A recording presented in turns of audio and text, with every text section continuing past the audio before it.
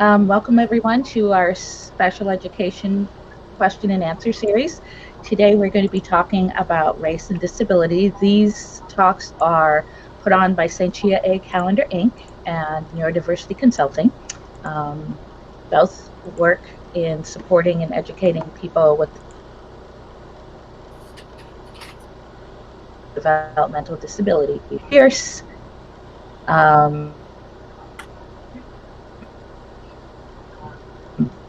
And the other guest speaker today is Jeremy Pierce. He holds a PhD in philosophy and specializes in, among other things, the philosophical issues around the topic of race. Together, we are raising our 5 kiddos, and 2 of them are on the autism spectrum.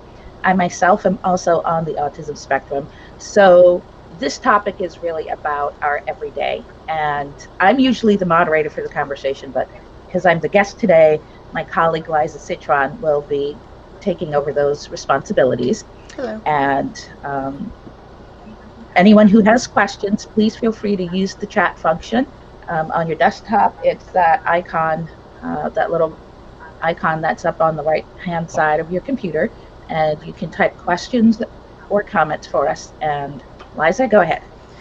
Okay. First of all, what do you think are the most important things to talk about in terms of the intersection of race and disability, if you had to give a few very important things? Jeremy, you want to start us off?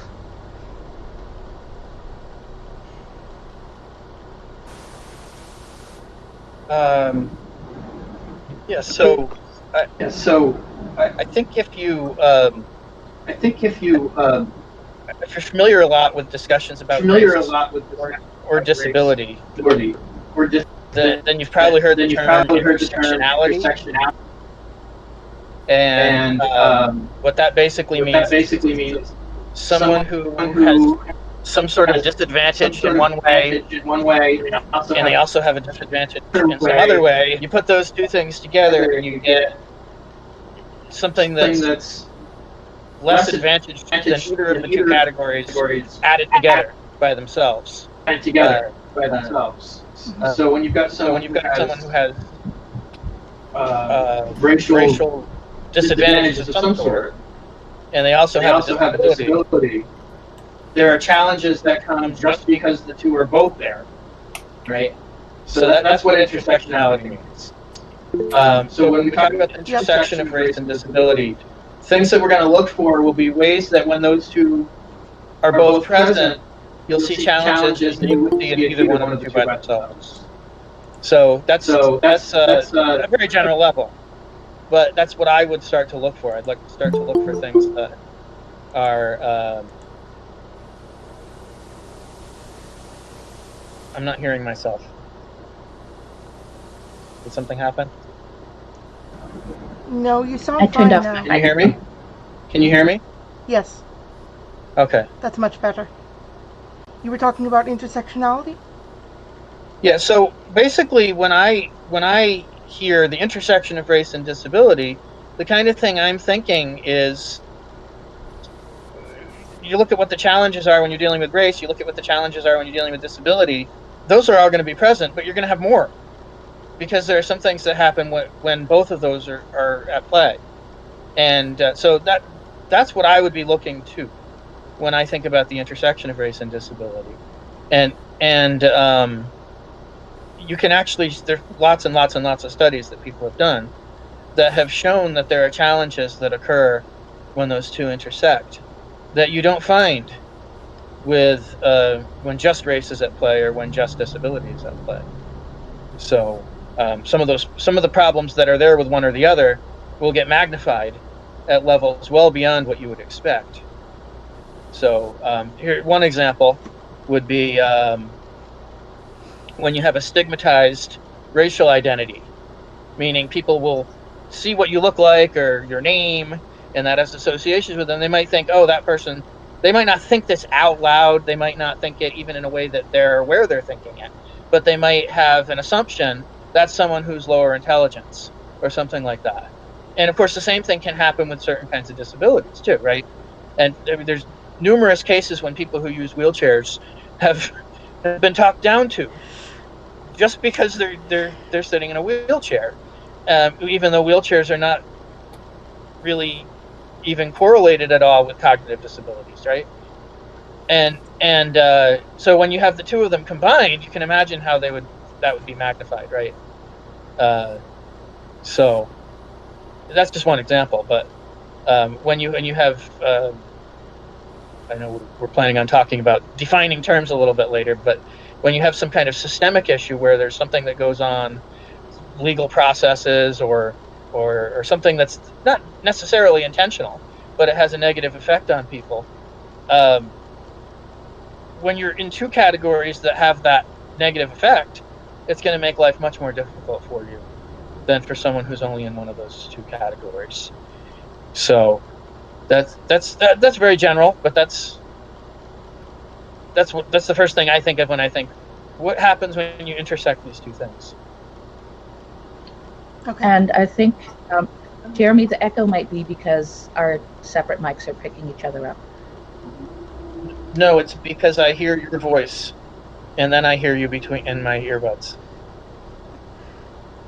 That's Okay. what that is. There's no way to stop everyone. that unless I move. In any case, talking when it comes to disability and race, it's really important to recognize that those two things play together and oftentimes do compound each other. There's also the necessity of recognizing that different cultures and different ethnicities have different concepts of disability and have different values about people with disabilities. In some like American culture, for instance, the wider American culture, disability is just an everyday thing. But within the American context, there are different subcultures where disability is viewed differently, and people with disabilities are treated differently.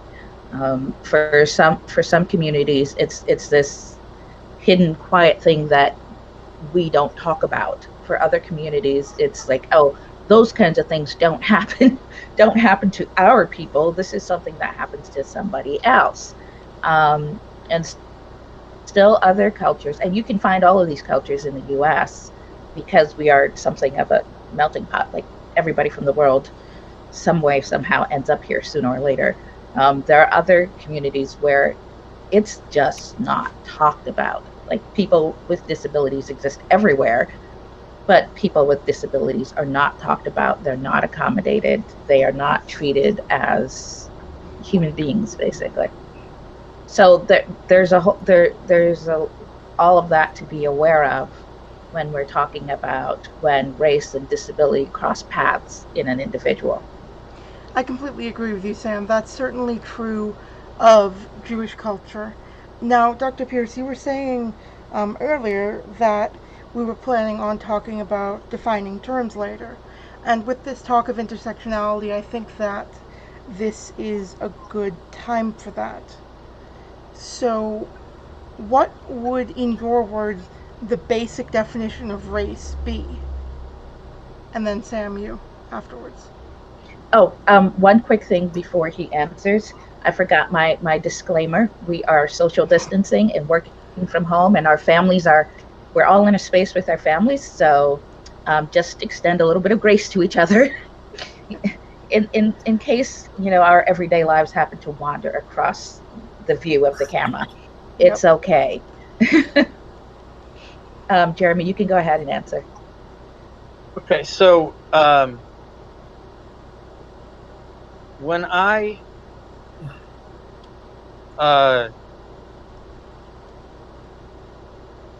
it's a hotly debated issue right now. What race is?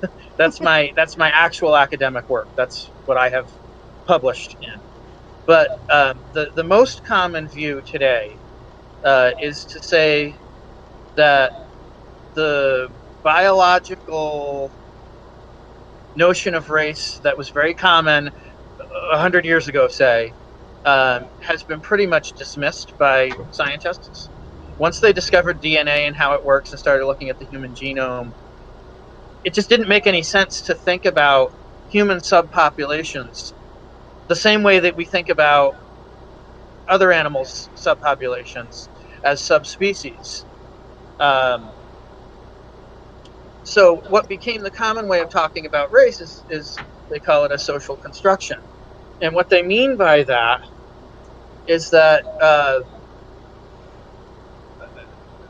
we as a society come up with the standards that we assign people into groups, and those change over time. Those change from culture to culture. Those might even change from conversation to conversation within the same culture. And you can see how laws have changed on this. There used to be a very common approach within the United States called the one-drop rule, where if you had any amount at all of ancestry from Africans, you would be black, even if you looked to all appearances to be white, and that was 1/16 of your ancestry or something like that. And the Supreme Court declared that kind of law unconstitutional in a footnote in the Loving versus Virginia Supreme Court case, 76 or something like that. It was quite a long time ago, and so any states that have rules like that, they've had to stop using them. But it was done in a footnote. It wasn't really, no one ever really heard a case about that. But they did say that was against the 14th Amendment, equal protection of the laws. And it is. There's no way you can justify that kind of a law because it's treating one race very differently than another. The idea there was, well, if you're this race, that's sort of, if this ancestry is in you, then it sort of infects you. It's bad, right? That was the idea there. And they didn't want to have anyone with any kind of suspect ancestry being counted as white. So that violated the Equal Protection Law. So, Equal Protection Amendment. So we've got lots and lots and lots of cases of people classifying people in very different ways from each other. I think of the Barack Obama, for example. When he was running for president during the primary, there were people who were saying he's not black, he's mixed. And then there were people who were saying he's going to be the first black president. And he gave a talk on race where he self-proclaimed his identity as black, and suddenly all the journalists were calling him black from that point on. What happened there? They went by his self-identification, right? So the rules that we use to identify people change over time, change from place to place, change from conversation to conversation. There's certainly generally, there's the clear cases no one would dispute. Then there's the cases at the boundaries where you might, right, rules change over time. So the idea is a social construction is we created it. We made the particular ways that we talk about race. But nevertheless, it has very real effects. And no one disputes the existence of a category such as college students or members of Congress or dollar bills, right? Even though those are all social constructions. So there's certainly a reality to when you create a social category, a category that we divide people according to socially. And so most people this is the majority view now among sociologists, among psychologists, among anthropologists and economists and philosophers, we can talk about race as a reality, but a lot of the scientific foundations that people used to think it had, not very many people will agree with today once they look at the DNA issues and all that. So anyway, this is my topic. This is my field of study. So I can go on and on and on about it, but that's how I think of races. I think of races as categories that we create. We assign people to certain categories as a society, and I think you can actually say similar things about disability too. Now, but we haven't gotten to that yet. Now, an interesting question for you, and then I'll ask you, Sam. Where would you say the divide is, if there is a divide between race and ethnicity? Because that's something that's been oft talked about. If you're looking at me, I don't know that I have an answer for that question. Ethnicities are kind of loosely centered around the social construct of race. But at the same time, I think ethnicity is a little bit more fluid because so much of it is about things that people do together. So for with our family, being an interracial family, our ethnicity is kind of fuzzy. My ethnicity, when I identify, it's clearly I'm, a Caribbean American immigrant city kid who now lives in, I was about to say country, but Syracuse isn't exactly country, but compared to New York City, it's different. And so my kids have access to that ethnic identity. They also have access to their father's ethnic identity, which is New England, Protestant, white, and and that history going back to what is it, the first pilgrims and all of that. They also have access to that ethnic identity, and the question of how race fits into that, it's one of those things that's kind of up in the air. We exist in like that fuzzy realm of race and ethnicity. Yeah. So you would say that ethnicity is more of a cultural thing, whereas race is more of a social thing. Yeah. And social as in social, our social practices determine what it is. In that sense of social. Whereas ethnicity involves social things, as in we do things together. Now, I think ethnicity also tends to be smaller. It's a narrower category. So, like Norwegians is an ethnicity, but not a race, right? You're not going to find a lot of subcategories of Black Americans as ethnicities because there's a much more, because ethnic identities got lost because of slavery, basically. Yeah, so, because people were shuffled all around, they didn't stay with their families, and so all of those ethnicities got lost. But the other people that came to America kept some of their traditions and identified in certain ways and kept their group identity. So those ethnicities, there's something of them still there, right? No one walks around calling themselves a Norwegian American, though. Like, that's not how they primarily identify. But they nevertheless have preserved some of those traditions in a way that's more obvious and more clear than, you're not going to find anyone at all who thinks of themselves as an Igbo American, right? It's just, you're not going to see that. Most Americans don't even know what that word is. So it's I think there is that narrower aspect to it, at least among non-Black Americans. And there are ethnic aspects to being a Black American, I think.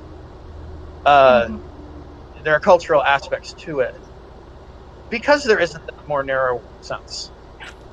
And it's going to vary from different places to different places. Southern Black isn't the same as New York City Black. And you got Caribbean Americans, you got people who come directly from Africa, you got people whose ancestors were American slaves, and you're going to see differences among those different cultures, so to speak. But hardly anyone would call them ethnicities. So, if anyone's wondering what Igbo is, it's one of the largest ethnic groups in primarily Nigeria, but also in some of the other countries in that region of Africa, just in case you were wondering. Okay, so defining another term, disability. There is the ADA definition officially of a disabled person being someone who is physically or mentally impaired, and that substantially limits one or more of their major life activities. But in your own words, how would you say that, how would you define disability, especially from the experiences that you've had in your own lives? Sam, you go first this time. Oh my goodness. I would say disability is something that, again, makes participating in your everyday life more challenging. It is also something that can give a unique perspective on issues and everyday life. So, for me, disability is something that um, can be negative or positive depending on depending on the situation, depending on what kinds of supports are available, depending on whether or not others recognize the value of the life of the disabled person.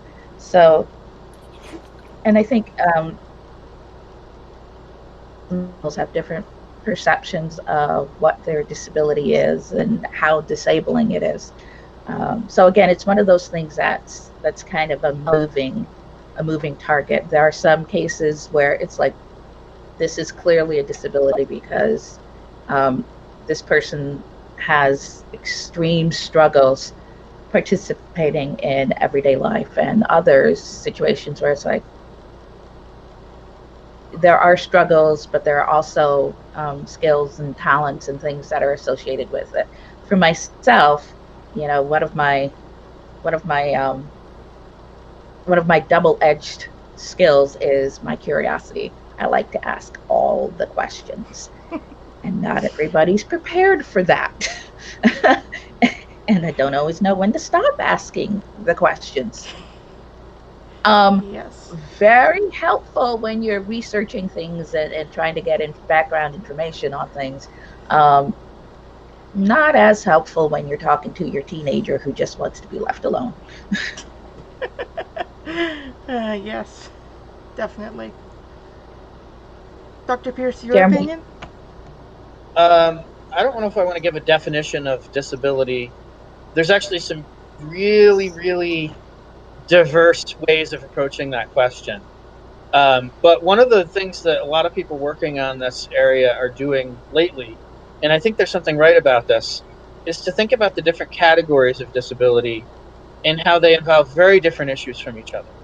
And so when you start to say something is true about disability, you might really be thinking about the ones you're most familiar with. So just think about how different these things are, though. You get people with different with disabilities related to how their body works, or they parts of their body, like they only have one hand, or they don't have legs that they can walk with, right? They have to use a wheelchair to get around. That's a very different kind of thing than a sensory disability, where you can't see or you can't hear or something like that, Mm-hmm. right? Uh, and that's a very different thing in turn from a cognitive disability, where cognitive processing or sensory processing or something like that. And then you got mental health issues, which sometimes are classified as disabilities as well. Things like schizophrenia or bipolar or personality disorders or things like that. Try to think, why are we putting all these things in the same category, right? Are we? Should we think that because someone has one of these conditions that the things that are true of them because of that are always going to be true of people in one of the other categories? And we're starting to get to a point where the people who think about this stuff realize this is a huge variety of phenomena. The one thing that seems to be common to all of them is that it does affect how you function. But that's very broad in general, right? It affects how you Definitely. function. If some of them affect how you interact with other people, some of them not so much, not directly anyway. Some of them are more about how you move around the world, and some of them are more about how you are aware of what's in the world. Some of them are more about how you project outwardly from yourself. Some of them is how you think, how you process things, and some of them are more about, right. It's just Mm-hmm. it. We're starting to get to a point where people are starting to realize we can't really treat this whole category monolithically as one big thing, unless we're going to start actually excluding people in some way. So that's one thing that I think is important to recognize about disability. It's a lot of different things. Agreed. Now, how would you define racism, and how would you say that differs from systemic racism? And how would you say systemic racism is more specific, and in what way? Dr. Pierce, you go first, and then I'll ask Sam. Okay, so as I look at how people use these terms, about 50% of Americans think of racism as attitudes you have, things you deliberately do. It's not racism unless you hate people or you think downwardly of people in an active, explicit way. And about 50% of the country prefers to think about racism in these systemic ways, where there are things in society that have negative impact on people along racial lines. Classically, the first group is how the term has mostly been used. But since the 60s, we've been gradually moving toward the second kind of use. I think the main thing I would say about that is the systemic stuff is real, and people who are only thinking in the first way are going to ignore that. And there are real problems that come with the systemic stuff. There are ways that society functions, and it's not always intentional. It's not always deliberate, and the people who are doing it are not always racists. But it still needs to be addressed. And then, so that's sort of my criticism of the first side. My criticism of the second side is the fact that we're using the word racism to talk about the behavior of people who aren't racists makes them feel like you're calling them racists. And that gets them all get all defensive, and then they reject half of what you said. So I prefer to talk about systemic issues, systemic bias, systemic, more narrowly than just saying racism, right? Systemic disparities, systemic or institutionalized or structural problems in society is how I tend to think of it. So, and I found that defuses a lot of the objections. It doesn't always. There are people who just don't want to see any of it. They don't want to recognize any of it. There are people like that. But once you make it clear, well, I'm not saying the people who are doing this are racists. I think it actually helps the conversation quite a lot. Mm-hmm. Yeah, agreed.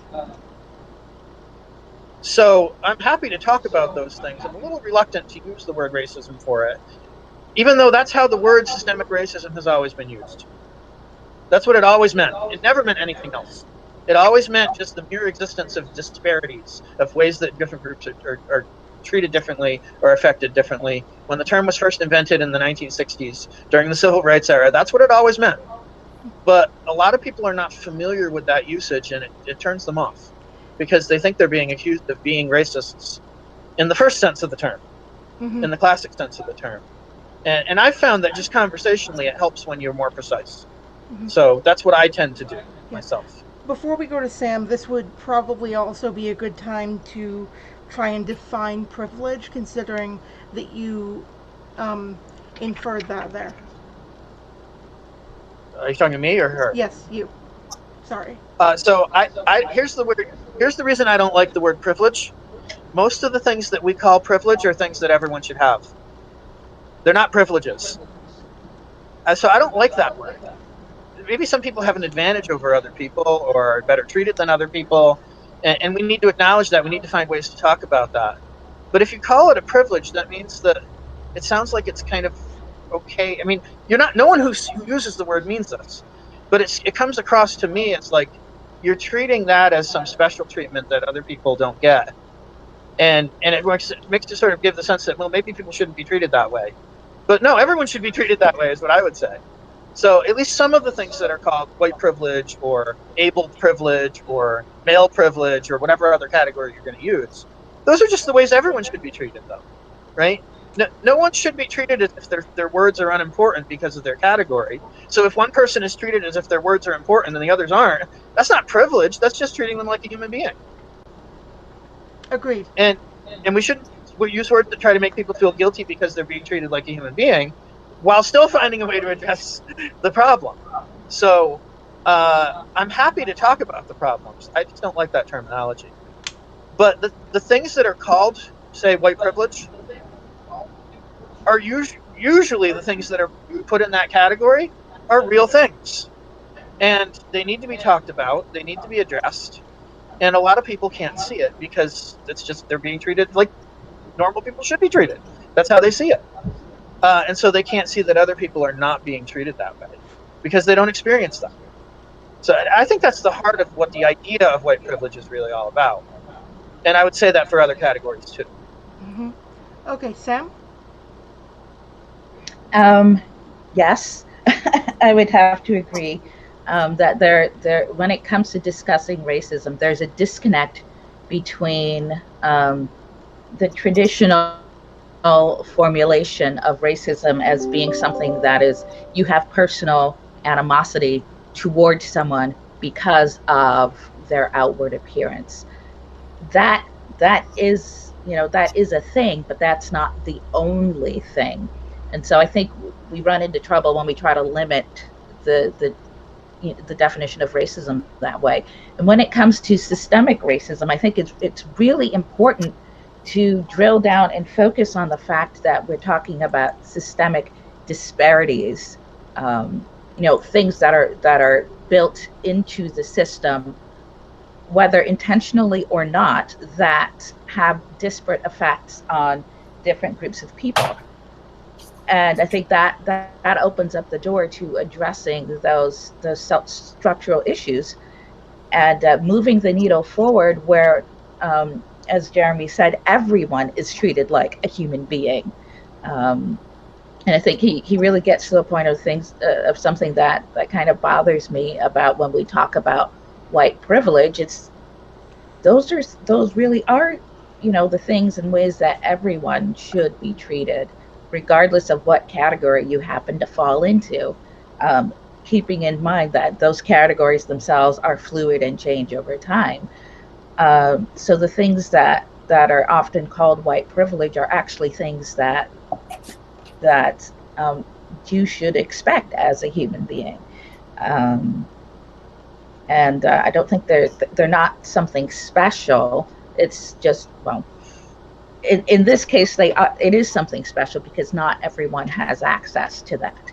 But it is something that we should expect for ourselves, that we should expect to do for others, the way that we interact with others. That's really important. And I think one of the things that recognizing that all of these things are in the mix when you're a person with a disability and you're also someone from a racial or ethnic group that is held at a disadvantage. All of those things kind of layer together to make things a lot more difficult than they should be. And what else did I scribble down on here? Okay, I have more notes, but they're for as the conversation goes on. Of course. Now, how would you say it's different or it needs to be different? Talking with children and young adults about race and talking with adults about race. Obviously, there are going to be some similarities in the way you approach it, but what would you say the main differences are? Sam, you go first. I think when talking about children, about race and disability, it's really important to approach the topic in a way that doesn't stigmatize people, doesn't traumatize the children. But talking about people with different abilities and different races and different ethnicities as if it's a regular everyday thing that they should expect to encounter people with disabilities and treat others the way they would want to be treated. They should expect to encounter people of different races and different ethnicities and also treat those people the same way that they would be treated. In conversations with my kiddos, what I always focused on is that, okay, they look different on the outside, but um, you're pretty much the same. And when it came to talking about disabilities, yeah, people are different, and that's okay. People will have different needs, and that's okay too. So for children, helping them understand that the differences are okay. And also helping them understand that not everybody has that understanding about differences being okay. So, you know, they can lead by example in helping other people to understand that the differences are okay. That was a big piece of the conversation with our kiddos in talking about disability and talking about race. It wasn't even so much that we were talking about race. They were just, telling us about their friends. And, well, this friend looks like me, and this friend doesn't look like me. And this friend looks like mom, and this friend looks like dad. And this one looks like grandma, and this one looks like Grammy. And getting them used to, you know, identifying the humanity of their friends, even though they're like wearing different skin and different hair and all that stuff. Okay. So, Dr. Pierce? can I something? Yeah, they one thing that there's just an awful lot of really, really careful research in psychology about how children form negative stereotypes, how that actually forms. And there's an amazing study that someone did where they just made up some words. They just made up category terms and said so-and-so is a glub, and so-and-so is a groob, and so-and-so does such and such. Well, here's this other person who's also a glub. What do they do? And the kid always says they do such and such. All it takes is one example, and they form a stereotype for a non-existent category that no one's ever heard of. Kids form stereotypes instantly, and when they don't use category types, they don't do that as easily. So we made an effort not to really think in terms of category types with our children when they were little, and that went for both disability and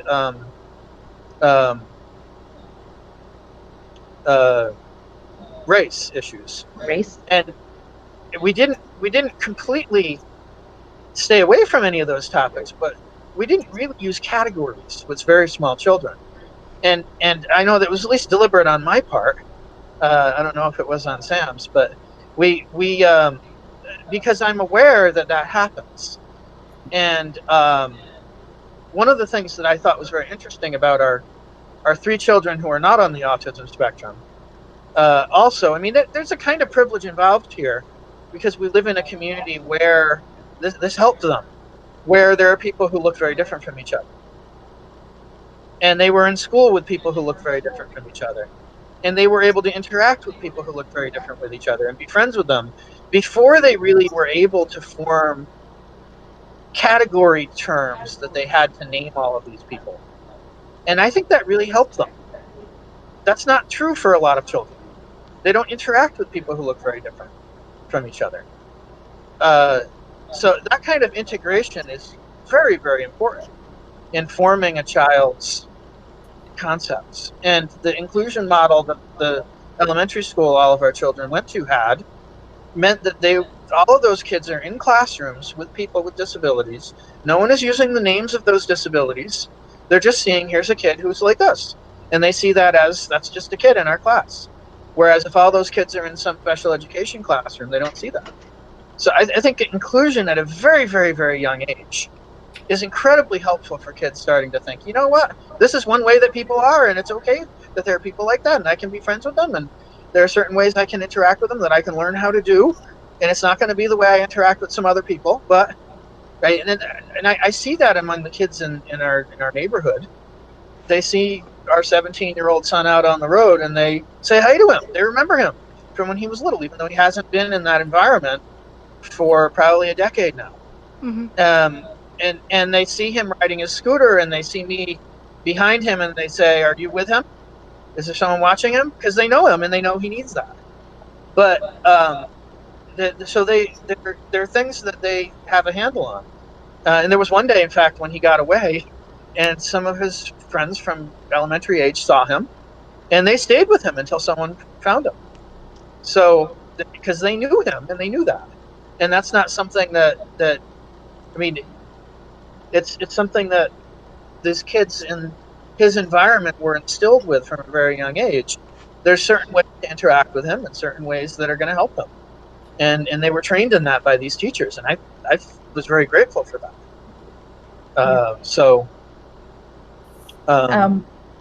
A couple funny stories about our kids with respect to race.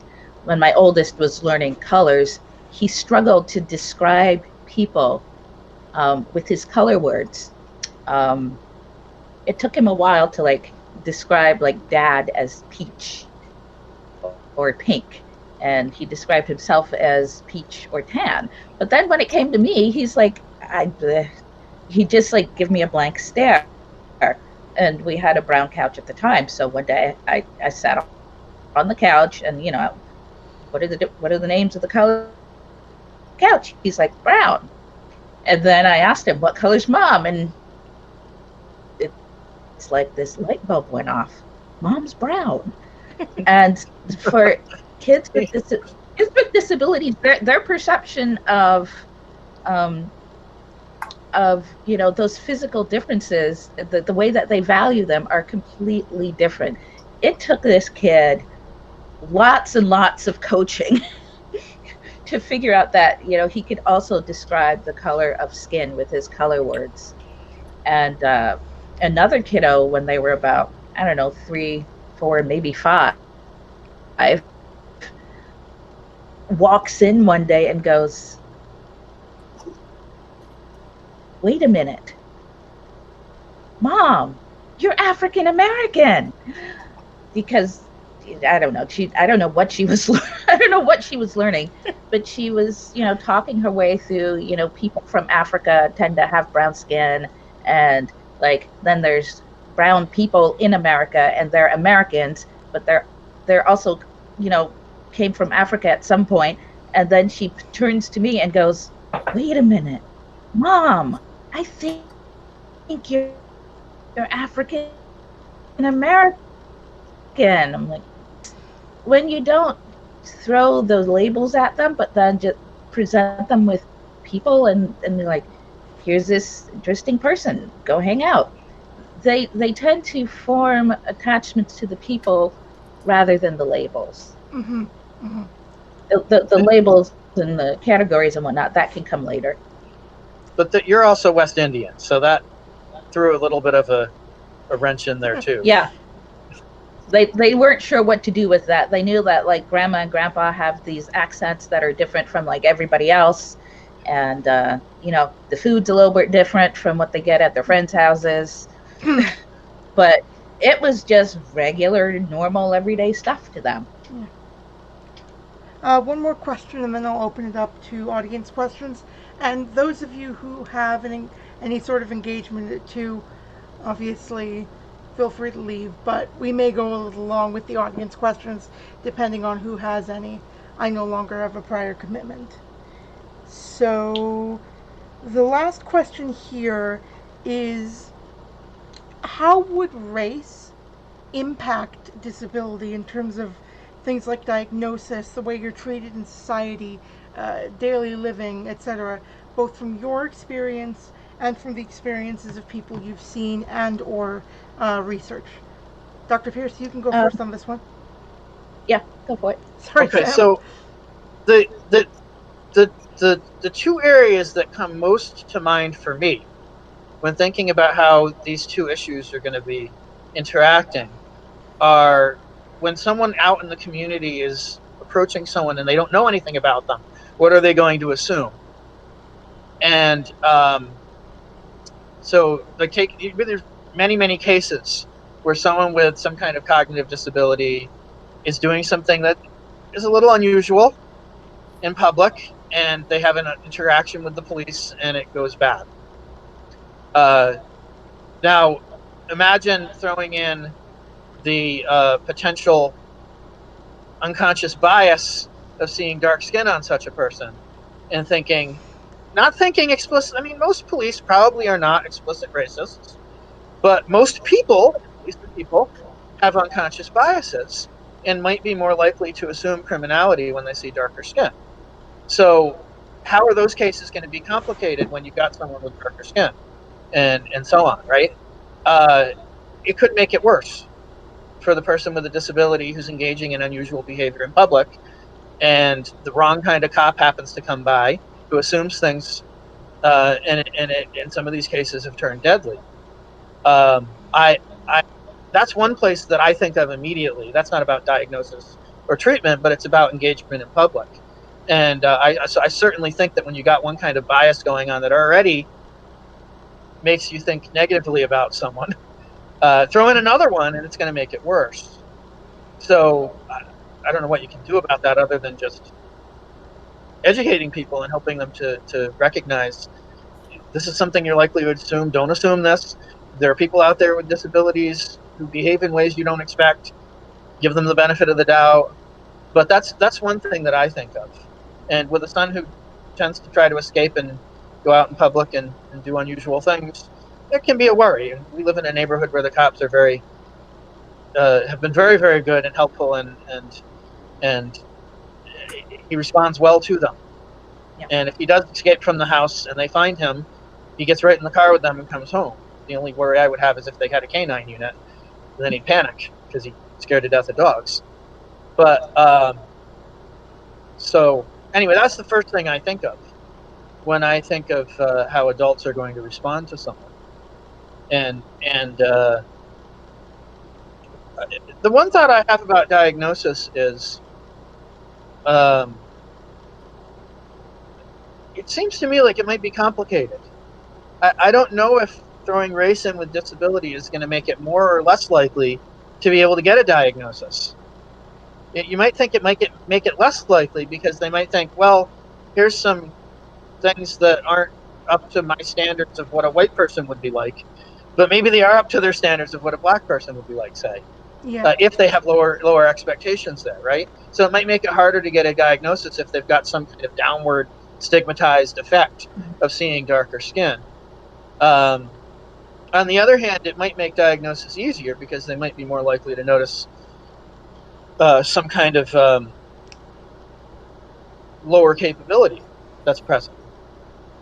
I don't know, though. I have no idea. I don't know if anyone's done any studies on this. Well, one example of that I know is that people of color, especially immigrants whose first language isn't English or is some language based on English or anything like that, are much more likely to be misdiagnosed with communication disorders. So you really have to filter that out. Sam? Right. Yeah. The CDC actually, when they publish their prevalence numbers about autism in the morbidity, mortality, and weekly report, they talk about the fact that race and ethnicity influence identifying specifically autism, and also IQ placement. So, and they spend a lot of time looking at these factors, and what tends to happen, and this is specifically with autism spectrum disorder. I haven't looked up what they find with other kinds of disabilities, but with autism specifically, there tends to,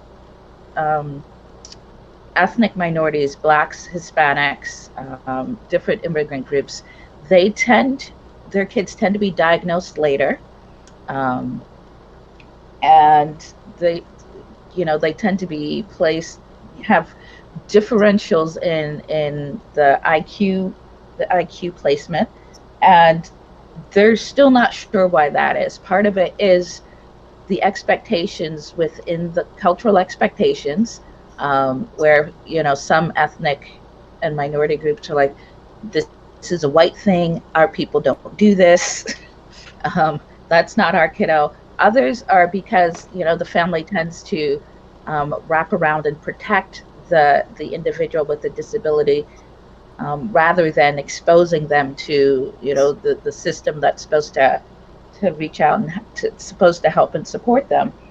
Some of it is the differing expectations of clinicians, diagnosticians, teachers, and the community members who would otherwise be in charge of catching the differences and the change, the differentials in the developmental trajectory.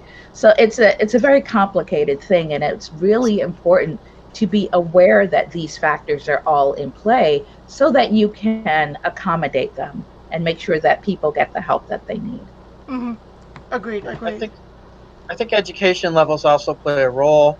When you've got a community that is disproportionately less educated, they're not as aware of disabilities. They're not as aware what to look for with them.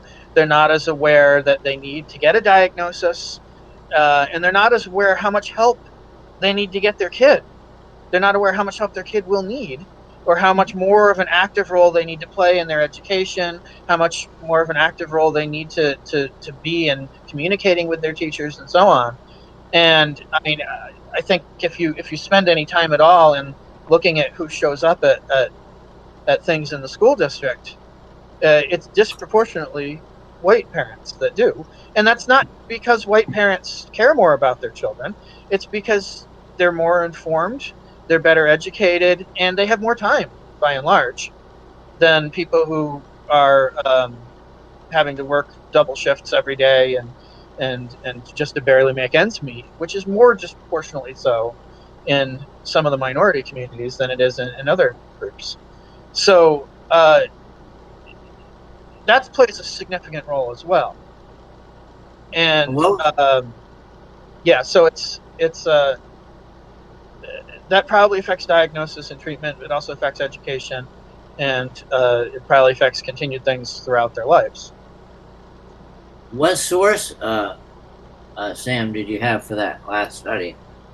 Oh, it's the Center for Disease Control. Okay. And their morbidity mortality weekly report. Okay. So it's one of the routine reports that they issue, and the last time I read one, it was like, I don't know, 2014, 2018, somewhere around there. Okay. Last time I read all the way through one of them. But they publish them fairly regularly. Yeah. Okay, I would like to open it up to audience questions now. If you have a question to ask, put it up in the chat. If you're on desktop, that should be in the top right of your computer screen. If you're on mobile, I think it's in the bottom toolbar. I'm not entirely sure, but if you have any questions, feel free to put them there.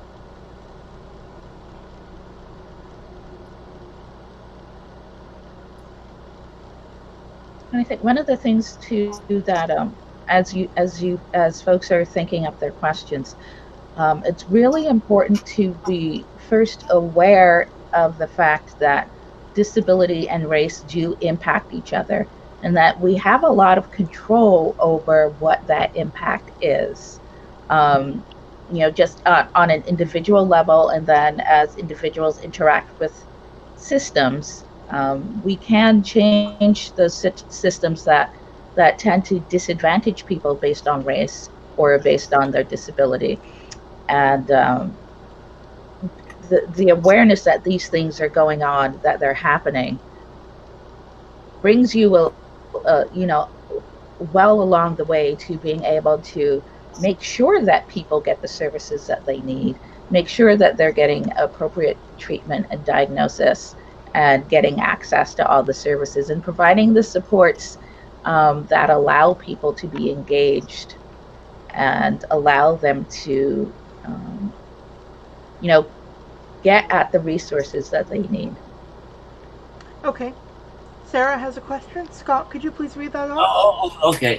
The question is something I think overlaps with race and disability is poverty. We have learned a lot recently about how poverty affects neurological development. Do you wonder if some of the intersections between race and disability are partly related to the correlation between poverty and race? Yes. There's a lot in there, but yes, poverty does have it does tend to have a negative effect on neurological development, and your social emotional capabilities. So we are, with with some disabilities, you are going to see a lot more things popping up in communities that have a high rate of poverty.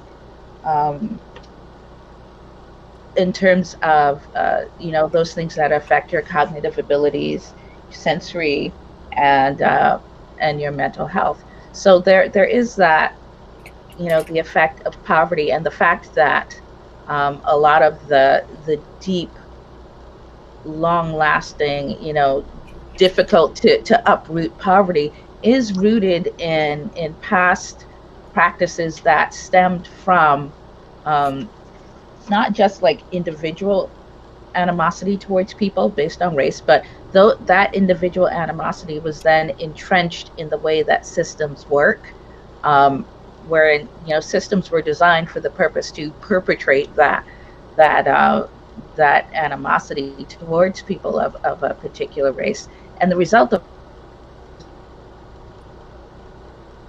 that is that in some communities there are pockets of that have deep roots that people have been trying to uproot that poverty for decades, and it's still holding on. And so being aware of that, and working, and putting in place those things that can address that, like helping equip communities to recognize that living in poverty is stressful, that they're experiencing a lot of toxic stress, and that those stressors are impacting their relationships, and letting them know that there's things that they can do to help mitigate that stress, which then moves on to helping them access the resources that they need, and supporting people in doing that, because this is not easy. I'm a science nerd.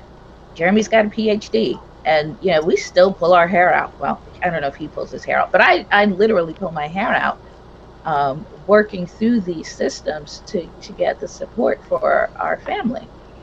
So poverty does play a big role. The fact that a lot of minority communities are, they have this intransigent, this deep-seated poverty that just won't let go generation after generation, does play a factor. Now you're talking about access to services and such. I've seen oftentimes that it is almost as though sometimes people are too poor to have their kids diagnosed, whether that means that they're working multiple jobs and don't have the time to take their kids to all the diagnostician appointments, or on a much more simple level, sometimes it costs money to even get in the door. Yeah. So that's another. I think that's another way in which that manifests. Yeah, that is an issue, where people who are working multiple jobs or multiple part-time jobs, and who don't, we call it social capital, who don't have the social capital to advocate for themselves and for their children, who don't know that they can request evaluations, that they can go to their family doctor and say, I want my kid tested for this. That's a real problem. And teaching people that you can ask for these things, you should absolutely expect these things, but also then delivering those services in a way that has some awareness of the fact that people have multiple jobs, people work third shift, people have a hard time finding childcare. We need to then craft a system that is aware of the realities of people on the ground, so that it can help them, so that not just help them get over the hurdles, but remove those hurdles in the first place. Don't send a letter to someone that's dated like 5 days before the meeting, and the meeting is like in the middle of the workday, and no one's had a conversation with the family about whether or not they're going to be able to take time off to make the meeting. Yeah. When they get the notice of the meeting, like 2 days before the meeting. True story. Yeah. It happens over and over again. It happens a couple times a year for us. So, and this is fairly standard, and that's a very clear systemic issue. No one is doing it because they're trying to discriminate against people who have any particular fact about them. That's just how the system works. Oh. And no one's trying to do anything that's going to be harmful to anyone there. It's just they haven't really thought very hard about it. Yeah. And we know that we can call and say, yeah, no, this is a point, this time is not going to work for us. You can meet with us on these days at these times. Call us back when you get it together. Yeah. Not everyone knows that they can do that. Not everyone feels comfortable doing that. Not everyone knows who to call and say, this isn't working for me. Fix it. And I think that's true. I'm sorry.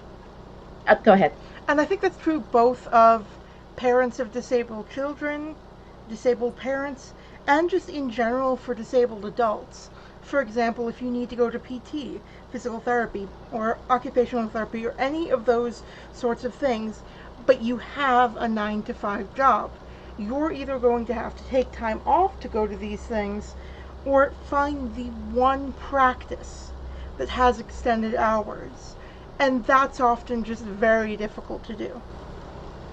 Yeah. And if you're lower income, there's also, if you have Medicaid for insurance, most specialists don't take Medicaid. Yep. So you have to find the ones that do, and they may not be located in a good place for you, right?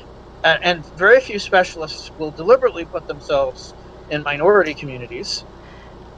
There are a few that do. So a lot of those things will interact together. And then, of course, there's the whole division of cars versus public transportation. In some cities, Yes. It's a very Right. real divide, and the people who are taking the public transportation are almost seen as less than by some, and everything is catered to those who drive. Yep, that's a big problem here in Syracuse with our public transportation. I was totally spoiled growing up in New York City. Okay. Yeah. I could walk out my front door and be on the subway or on a bus on my way in 5 minutes. That doesn't work here. The public transportation doesn't really work here. Even in Bridgeport, they have just limited times. I mean, it's poor, but still, it's limited. And I even agreed about getting a late. I was told once I was getting an award or recognition the day of, and take a cab. They're doing the ceremony in a few minutes, so it can happen. Yeah. If anyone else has any questions, feel free to drop them in the chat. But yeah, what you were saying, Sam, anyone who has family in the city or has been to the city multiple times, I'm sure knows what she's talking about. I certainly do. So if there aren't any more questions, we're already a few minutes over. We're happy to hang and have a discussion, but do want to honor folks' time and know that we got stuff to do. Yeah. We have a house full of curious children who have been eerily quiet this whole time, so I'm a little bit nervous what we're going to find when we go downstairs. So I will just wait a few minutes, and if no one else has any questions, then we can close down. Our next session, Sarah says thank you to both of you for this discussion, as does Lou. And okay, our next session will be on July 1st at same time, 1 o'clock. The topic is, if I remember correctly, undecided yet, but we will send that out when that happens. Yeah. So I'm leaning towards discussing social emotional learning. We touched on that a little bit today when I mentioned toxic stress, and Sarah, your question about how poverty impacts neurological development. So that's where I'm kind of leaning towards for the next conversation. And these are topics that don't often get discussed in the context of people with disabilities, particularly developmental disabilities, because yes, they experience stress and trauma just like everybody else. And there does need to be a greater focus on how that works. Sarah says, yeah, okay. Oh, you caught that? Yeah, Sarah I says caught that if that. we can throw some of the effects of fetal alcohol syndrome, which is more common among certain groups. Yeah. That would be a good. You said something about lead or lead paint. Oh yes, that's a big thing. That's only if they eat it, right? Or I guess if they're exposed to it. Nope, exposure. Yeah. So I wrote those two down, that fetal alcohol syndrome and lead paint, because yes, there's a lot to talk about there. Yeah. But it is really quiet in my house, and my anxiety started to like creep up. Okay, so again, that will be. We do have 2 adults downstairs, you know. Maybe they have your lunch all prepared. Yes, I like that positive thinking. Yeah, again, that will be Monday, July 1st at 1 o'clock. Wednesday. Wednesday, July 1st, I apologize. And to anyone who is still here, we hope to see you there. Thank you so much for being with us and chatting with us and being part of the audience. Look forward to seeing you next time. Okay.